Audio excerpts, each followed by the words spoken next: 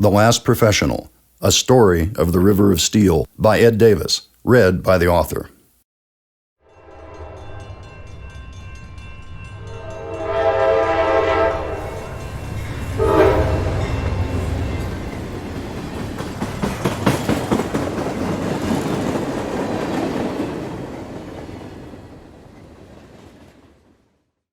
Chapter 1. So pay attention now, my children, and the old story I will tell about the jungles and the freight trains and a breed of men who fell. Virginia Slim. Until the rails arrived virtually at their doorsteps, most people lived within a day's walk of where they were born. America was smaller.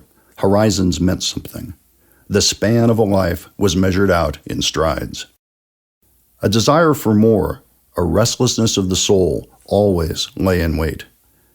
It was a gnawing in the gut that comfort would abate for most, and conformity could subdue for others.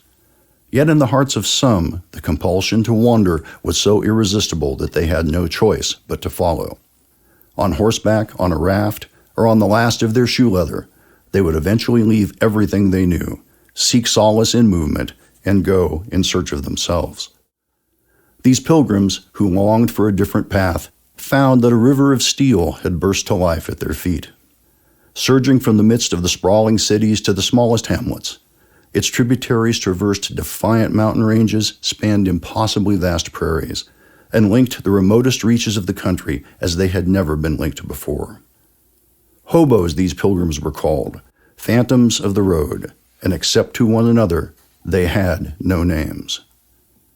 The river of steel still flows through the land, but it is a changed land and a changed river.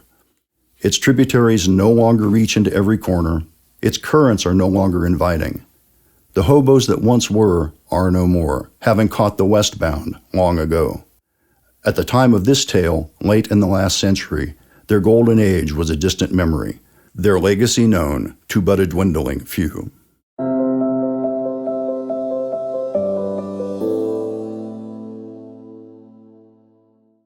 The country east of Roseville is a gentle plain of grassland and houses, tilting steadily towards the Sierra Nevada.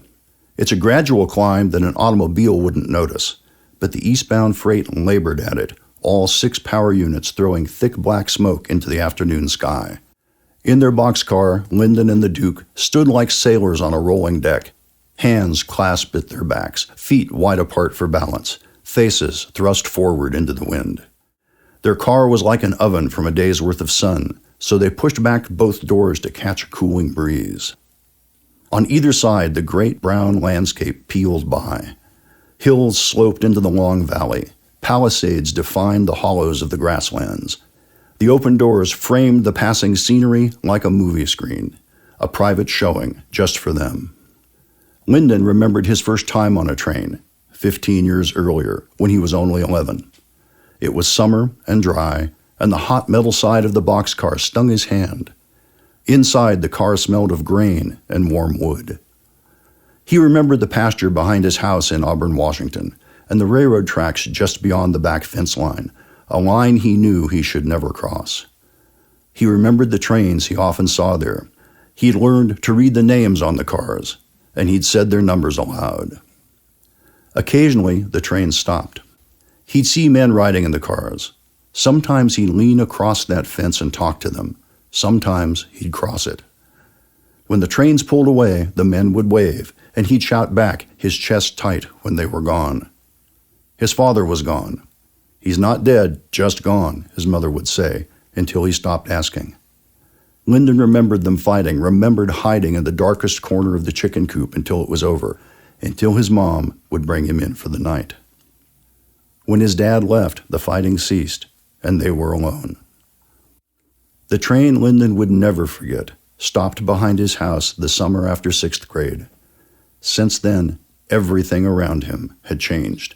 Everything but that train. Time had not faded it, nor improved it, nor altered it. The train was too strong. It went forward, always in his dreams forward, all the cars linked and bound, the great length, tied and whole. The train was real. Its attraction was real.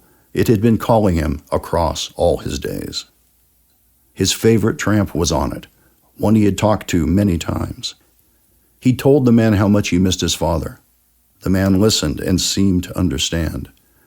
Then, on that day, as his train started to move, the tramp reached down from his boxcar and pulled Lyndon in.